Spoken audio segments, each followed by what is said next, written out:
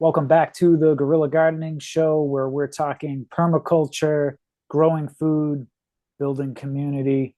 I'm your host, Mike Freeman with Dro TV, back again with my co host, Sam Igo. What's happening, Sam? What's up, y'all? What's going on? Last episode, we were talking about your healthy, thriving banana circle. And now it's time to look at one not so well. So, Let's see um, what we can do to help yours out. yeah, I already know a few things that we can do, but I've been putting some thought into it, so let's take a look at how it's looking now, and we can talk it over. yeah.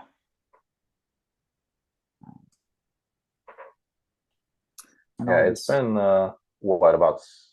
what 4 or 5 months since I've been out and seen it in person, and it definitely wasn't large. And what you had mentioned before was that they've been there for several years, and you've really never gotten a fruit. The plants just seem to die, and what you have now is just whatever pups have remained. Yes. Yeah, and I mean it's definitely, bananas are heavy feeders, and so they're not getting enough water and nutrients to grow healthily. Yeah. Papaya So, tree you got there looks real happy. They're not as yeah. heavy of feeders. Yeah. That papaya is like less than 2 years old. And these bananas, I mean, I've had bananas on both sides of this compost die and pups grow in its place. One, I had a branch fall on it, bend it in half, which actually it did end up surviving, but then um, something else fell on it. And, already being weak from it was bent in half. And then I stuck a pole like minutes later because I saw it happen. Stuck a pole there, zip tied it, and it survived like another 6 months. But um, if we take a look at this video here, I mean, I'll start it in a second. But what's your initial thoughts looking at this? Well, I mean, I like to start with questions so I can get the full picture. Sure. And my first question is, what are you doing for the soil around these bananas other than the compost bin? Absolutely nothing. So that's definitely, the place to start. And when with my banana circle and how I like to, create those banana systems, where obviously we're, focusing nutrients in the center, we're building compost there, but the whole area around where the bananas are planted is, you know, very heavily managed and tended to cycle nutrients quickly to mostly feed the bananas. Um, you see in my banana circle, I also had some papayas, but I talked about how those papayas weren't really there for harvest so much as to chop down and feed nutrients to the bananas because they grow so fast. Same thing with the grasses and the uh, other annual plants that were going around there. So that's really the first thing I noticed is, you know, it is good that we have the compost pile in the middle. Um, but, you know, and in this video, you don't normally have grass growing through there. It's normally a mulched area. You do keep it mulched. I have seen that. Yeah, it is mulch. There is I mean, it was a 6 to 8 inch layer of mulch a year ago. So, I mean, it's definitely due for another input. Overdue, I would Overdue say. for sure. Once the grass starts coming through. And so that's really how we build and help the soil around the bananas. My banana pit is essentially a mulch pit. And since those bananas have been planted, I mean, I constantly add new mulch to that system. And now that's not the traditional mulch of wood chips that, you might be using and a lot of other people use. I just create mulch from the plants, in the system and around the yard. Um, Weeds make a great source of mulch. Um, you got to be uh, delicate with how you use certain things, but lots of plants can make good mulch, and mulch is what feeds the systems. And so, you've said that this hasn't been new mulch hasn't been added to this in at least a year. And Mhm. that's way too long. You know, anything, any fast nutrients that break down from the organic matter in the mulch are absorbed, within, I'm not going to put a time span, but a couple months. After a year, most of the material that is left is depleted of a lot of its nutrients. It's essentially just carbon and water. And so, it doesn't really feed the bananas anymore. It doesn't really feed anything other than some microbes. Carbonous mulch on the surface is good, but it's not a nutrient dense mulch. So, that would be the first thing I would do here is plant something near these bananas that's gonna be a mulch plant. And really, you have two bananas, and so we want 75% mulch plants to 25% production plants. So you've got two bananas. So I would do at least four mulch plants around this. Okay. Lemongrass fall into that? Lemongrass, yes, can be a mulch plant. Um, it's a sharp one, and so it's not something you want to go cut barehanded. Hmm. But you know, if you have it, it makes a great chop and drop. It's just like any other bunching grass, and as long as it's healthy, it grows back pretty rapidly. And so, that's something that can be cut sometimes once a month and produce a decent amount of biomass. And also, lemongrass can be divided.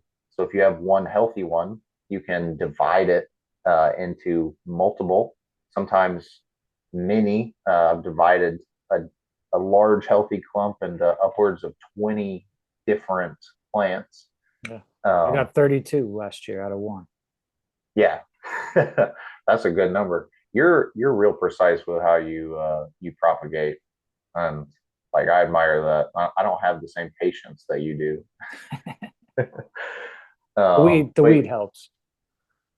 yeah, absolutely. Hit that joint and then just stare at Yeah. the roots for a couple of hours. You get real Yeah. personal It with takes twice as long, but it it. helps with the process. Now, Sam, um, to get rid of this grass, I usually weed whack. I did maybe that's how I killed one of these bananas was weed whacking it. Um, so my initial thought is I'm working on a chip drop load. Um, Rake back all of this, put a layer of cardboard down, and then input mulch on top of the cardboard to smother out some of this grass, and then get my lemongrass or whatever plants in there. That's my initial thought. Tell me what you think. think that it's a good plan and you're just adding a little bit extra work to yourself unnecessarily. You Okay. don't need you can put cardboard directly on top of this. Okay. With the other mulch underneath it. I would uh probably inoculate it with like a EM solution. You can get good EM solutions off, I mean, even Amazon. But uh you can look and see what kind of bacteria they're putting in there, and you're looking for lactobacillus bacteria, and you're looking for photosynthetic or phototropic bacteria. And those are things that are going to speed up the decomposition process and speed up the cycling of the nutrients. Now, with chip drop, and if people aren't familiar with chip drop is a great resource to get free arborist wood chips.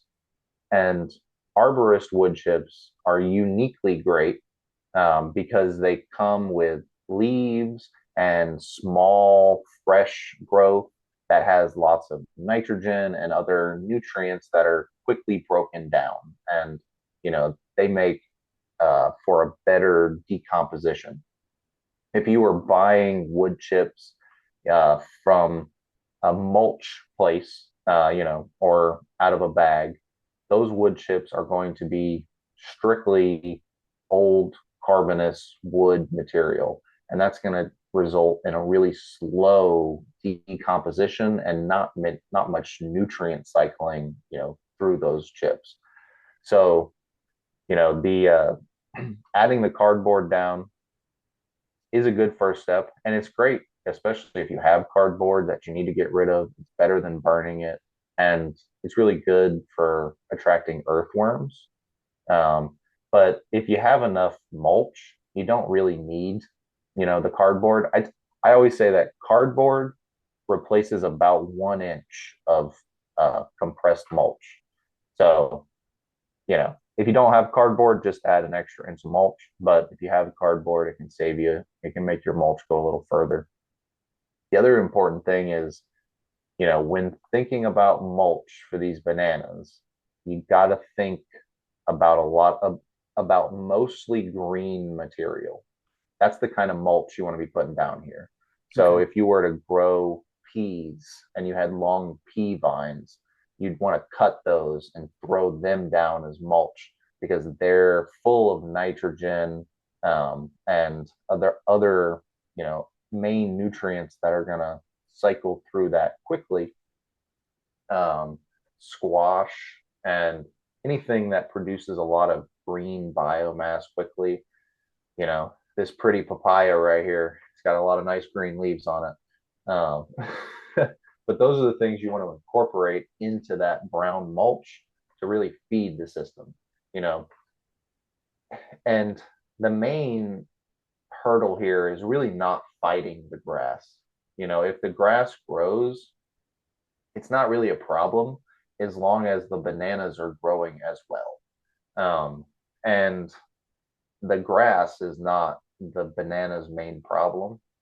Um, the grass can become a problem to us, when it becomes unkempt, and when we're trying to work in areas, it can be more difficult. But in in the end, the thing that will control the grass is shade. The only thing that stops grasses from growing is, being shaded out. So feed the heck out of the bananas, and Okay. adding some manures. Bananas are the one thing that can take, you know, most uncomposted manures without problem. Um, I, I I will throw some chicken manure on them from time to time. I don't go crazy with it, but even the little amounts I've seen no problem. Um, and so, adding that to give these banana corms a little boost, because I mean, they've been struggling for a long time. Um, and so it may come down to, they're not super healthy anymore, and they may not be healthy enough to produce a mature plant. One way you could find that out, if you were to dig one up, you could take a look at the corm, and a healthy corm is going to be solid, and it's going to have, thicker roots coming off the main. You see holes bored into the corm, or pieces of it that are, starting to rot, then it's really going to make more sense just to, you know, continue to work on this area, but just to replace them with another banana corm, if you want bananas. One thing I have done recently when pruning my moringa trees, I don't have the time right now to dry moringa leaves, make them into powder. So I just cut the branches, break the little, you know, twig leaf branches off, and I've been scattering them around my beds. And then, this was in the last couple months, and then I inputted, you know, the cow manure and stuff on top of that, and then layer of compost and mulch and stuff. But maybe that's my plan because I've got a couple moringas I need to cut back, and also the Cuban oregano I have in the front. I did some pruning recently, and that's just straight mulch on top of old grass. So that really doesn't have the best soil out there either. So I just cut a bunch of Cuban oregano and just chopped and dropped, left it out there. But maybe I need to bring some into the back and start building this up quite a bit.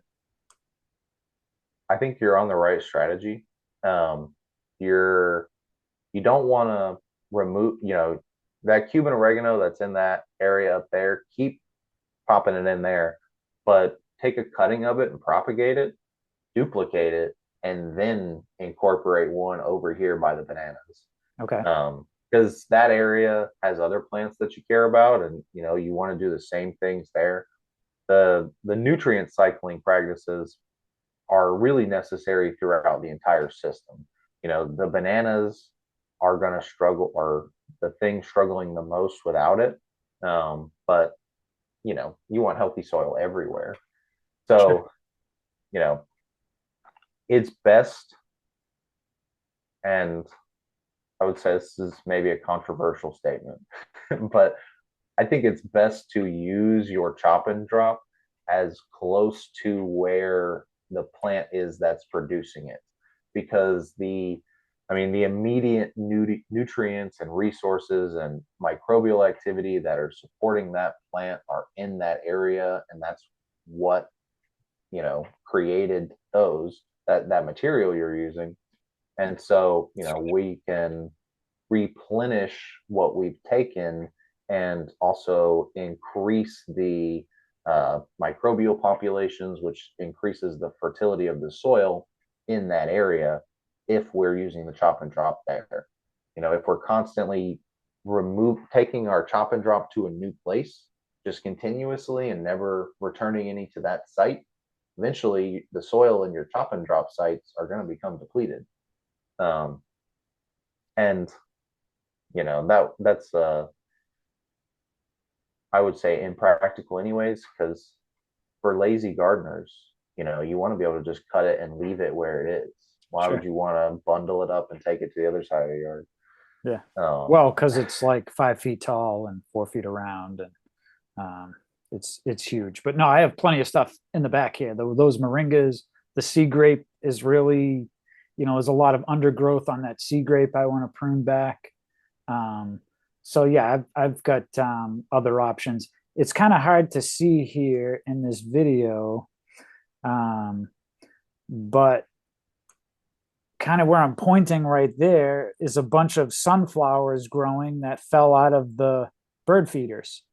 So oh, cool. that my plan is just to use that as biomass when and if they do, turn into I mean, it's a regular sunflower, but um, Yeah, that's a great nonetheless, cover crop. They yeah, their deep tap roots harvest a lot of stuff from the deep into the soil profile that are then brought up into the plant. And then when you put it on the surface, all of that stuff is returned, to the shallow root areas around our young plants. Um, and I would say, you know,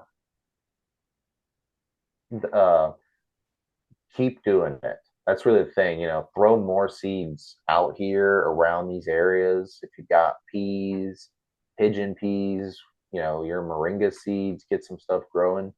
Bananas, especially young bananas, actually do appreciate some shade. They're, more of a part sun plant. And so, if you have some moringa trees here growing over top of them, they're actually going to enjoy that. Um, Pigeon peas are another great one to plant around the moringas, because they can, create a lot of extra nitrogen, and then you can easily feed that back to the bananas. Um, but yeah, and honestly, having some stuff growing on the ground, growing squash and peas and sweet potatoes, even out here on the ground, is going to, help with your grass a little bit. And those are species that'll stick around more when it's shadier. Um, but the key, you know, it's not terrible if you miss it, but if you want the peak amount of nutrients from your chop and drop, you want to get them while they're flowering and before they've produced any sort of fruit or seed, because once that fruit or seed has developed, then a lot of the energy that the plant has collected, it stores tons of nutrients and amino acids inside those seeds so that those young plants can have a good start. But we don't like seeds in our chop and drop, too often, depending on what it is. Sure. Uh, and so, we can't utilize those. If it gets locked up in the seed, then essentially you have to wait until that seed grows into a plant and produces biomass to utilize those nutrients. So we catch them when they're flowering, and that's easiest to do with the annuals. Like if you're growing cowpeas, black-eyed peas through the system, once they start flowering, we cut them all down. They're not meant to harvest peas from. Same thing if we were doing squash, all that stuff to be cut. And once the system's healthy, then it can support some more productive plants other than, the bananas. But while when the main focus is the bananas and the bananas aren't successful, then every amount of, focus needs to go towards the plants that we're trying to fix here. Okay. Plumeria is looking pretty lush. If you use some of those leaves. Yeah, those always get spread around. Those are great mulch, but usually not until like December. But Yeah, when they um, go dormant. And it's good to have some in the winter, yeah, especially here in the tropics. for sure. So Sam, we've got just a couple minutes left, but I do want to bring up one thing. Um, how moist should these bananas be, or how wet do they need to be?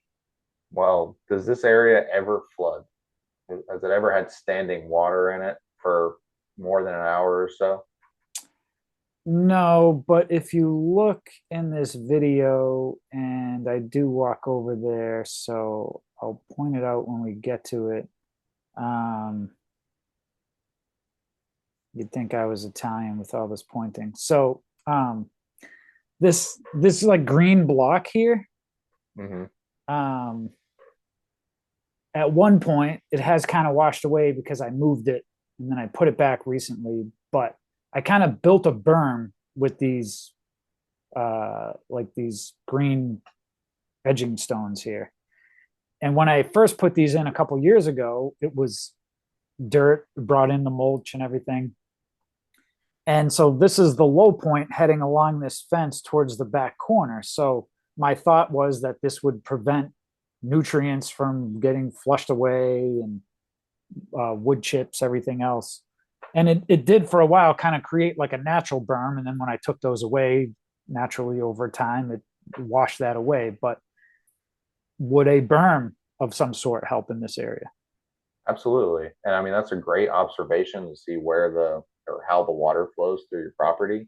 And so, you know, that would help tremendously with the water needs of these if you built. And what I would do is just depending on how much water you get, you can dig out a little bit in front, pile that soil on the back. And what you want to happen is to stop the water when it's coming and then slow it down long enough for it to actually go into the soil instead of just continuing down off of your property. And the stones kind of work for that, but water can still escape under them without going into the soil. So if you were to actually, shape the earth into a uh, contoured mound around where the water flows. You want it shaped like that stone, but obviously more broad. And then that could slow the water down and feed at least this banana a little more. Um, and depending on how much rain you get, you can divert your gutters down here and really, recharge the system. But as far as how much water should these bananas be getting, I would say all Okay. of it. If when you have time to water the bananas. Right. Uh, my bananas, they don't get watered. I mean, they get hit by my irrigation, I would say at least once a week, and my irrigation runs for an hour at a time. And now it rains. So they get watered at least, an hour every week. And so like the drought that we've just come out of, the bananas are going to require a lot more water than they're going to get from nature. So they're going to need, deep waterings at least once a week. And deep means, act like the rain, water it for 45 minutes to an hour, as long as you can. Just set the hose out there. But I think with what we talked about, you could definitely make some big improvements to the banana's health. Yeah, maybe we do a check-in a few months from now and check out the progress since we are beginning of July here and we know it's going to be hot for the next several months. So I think that would be a good Peak growth update. season. Yeah, I'd love Yeah. to see them by the end of the summer. Yeah. Cool. Well, Sam, tell everybody where they can find more of you in Central Florida Abundance. Absolutely. You can find Central Florida Abundance on Facebook, Instagram, and YouTube. If you want to check out the uh, regenerative gardening practices that I apply in my yard and yards around Central Florida. You can also check out the Igo Family Farm on Instagram and igofarm.com if you want to get some of our produce. Excellent. Make sure you go down and subscribe, as well as check out Sam and his channels and pages, as well as myself, Mike's in the Garden. So thank you for tuning in. If you want to grab a cool Guerrilla Gardening shirt, Etsy shop, some of these cool designs.